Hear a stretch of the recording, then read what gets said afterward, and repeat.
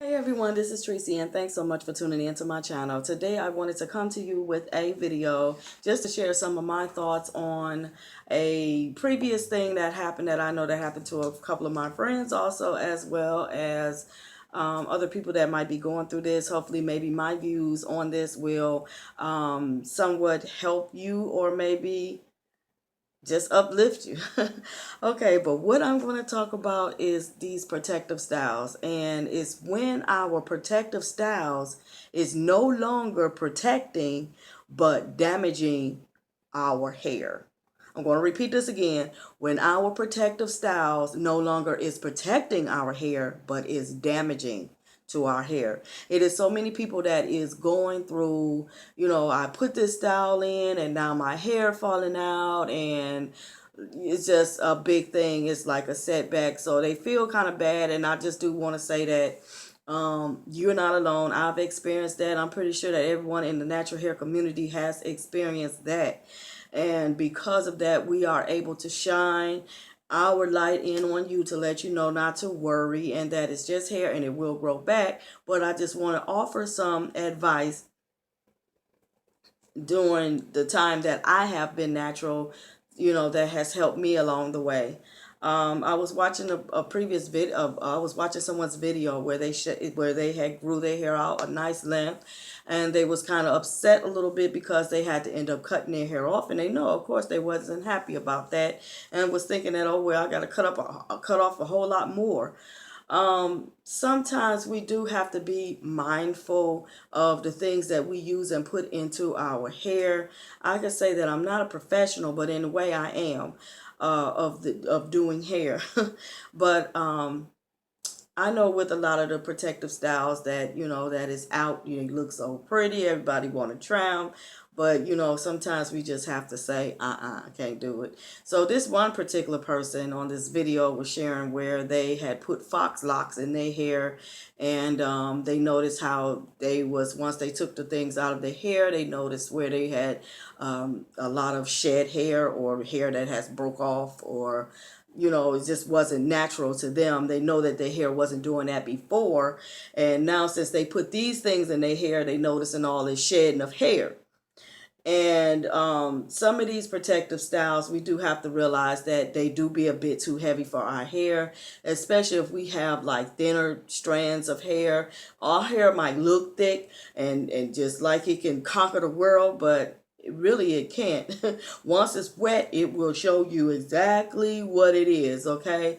And I noticed with a couple, sometimes I used to wear a lot of those styles back in my day with the fox lock. Well, it really wasn't the fox locks, it was more of the box braids, and how, we like to wear them all the way down like the middle of our back or maybe even lower. And the lower that those styles go, the lower that hair goes, it can have some weight to it, make your head feel like you got to hold it up like this. So just to say that, guys, is to, a lot of, because I like the fox locks. I thought they were kind of cute, but I kind of like wanted my own and was mad because I think that, not really what I would say mad, but for me, I think because I have thinner strands of hair as well, and to get locks, I really do think that it probably might be some weight on my hair, which could make my strands snap and break off, to where I'm really second guessing, should I get locks or should I not? I'm still kind of like in that phase and weighing it out, like what should I really, really, really do? So with that being said, I'm getting a little warm. So with that being said, that's also what we need to do when it comes down to all of this, this false hair that's not our hair that we're adding into our hair, like these sew-ins, these braids, these crochet weaves, all of that, because all of that hair does have a certain amount of weight to it. Excuse me. A lot of times, even with the fox locks hair, because I was thinking about putting that in my hair just to see, if I got locks, what I look like, or blah blah blah. Okay, so we went to the store and I actually picked up the pack of that hair, but it was just something about the hair, how thick those little coils was to me. It just seems like to me, no, this would be too heavy on my head. So I really don't want to waste my money buying this and then put it in my head and, you know, it would have been too heavy, which means that I still would have had to kind of like wear it, because to put something in your head like that and then take it down so quickly, that also can cause breakage, as well as if you leave it in too long and how your hair will start growing, it can cause breakage as well, because it's weighing your hair down. So I kind of like said, no, I think I just better leave this alone. It's kind of like I just put two and two together. You know what I'm saying? Just really sat there and started thinking, should I not? So I came up with not. So, just to go with that, it's like some of these styles, and then I just know too that as we get older, our age plays a factor in, how our hair acts as well. Because the older we get, our hair strands get thinner. And to be putting all that heavy hair onto our we already thin strands is no good. That ain't nothing but setting you up for failure. So I've kind of like backed away from a lot of those protective styles where it comes to all that fake hair, because that hair does have weight to it. It's no doubt about it. It does have weight. So, but, I hope that, this would be where, yeah, to let you know that you're not alone. But let's just try to be, what they say, a little bit more caution when it comes down to us putting this hair in our head, because if our hair is already thin, most of that fake hair does have weight to it. It's how much weight, okay? How thick you want these braids in your hair. You got to, take account of all of that. Like I said, kind of like by me being a person that does braids, is like, okay, I can sit back and think about that, But I wanted to give these pointers to you guys, because even though your hair strands are thin, you could just about know if this style is for you or if it's not, before you even put it into your hair, to even worry about what it's going to do. But another thing too, a lot of us who hair strands are not so thin, but it's a lot of us that suffers that, even though we have thicker hair. Sometimes it could be lack of conditioning. Your hair is, lack of strength, to where your hair can't hold this, to where you need to maybe deep condition your hair more. If you're going to, like, say, for instance, I could say, well, I'm going out of town in such a month, and I want to wear X, Y, and Z protective style. Let's just say box braids that reach all the way down to the middle of my back. Okay, with that in my mind already, saying this is the style that I want to wear to go on my trip, then what I need to start doing is getting my hair ready for those braids. That means start deep conditioning my hair more, like maybe deep condition it this week. If I'm a type of person who, however your regimen is, deep condition your hair 1 week, maybe do a hot oil treatment the next week, like that, and maybe let's see how that does. Like, say for instance, give yourself enough time. Like, if you're saying July you want to go on your trip, we should start preparing our hair January. You know what I'm saying? That's building up enough time where you are deep conditioning your hair, maybe even throwing a protein treatment in there every now and then. You building up that strand to where it's able to hold this hair. Because to some of us, we got to do a little bit more than others. Just the same way it goes for like someone who can wear that fake hair, but other people, it make them itch or something like that. It's an allergic reaction they have to it, to where they got to do extra steps in order just to wear the hair.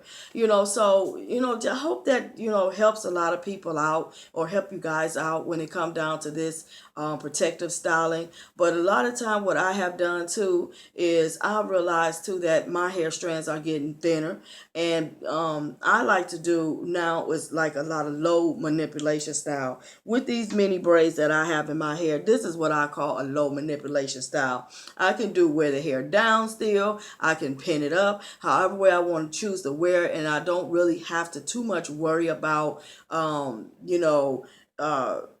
excessive breakage. Even though if I'm not washing my hair or conditioning my hair and doing the whole 9 yards, I still can deal with breakage, but I don't have to worry about the breakage that's going to come from that fake hair. If I put the false hair in my head, what's going to come out of that? All right. But also, we too want to make our hair regimens. We want to also make our hair regimens as simple as possible.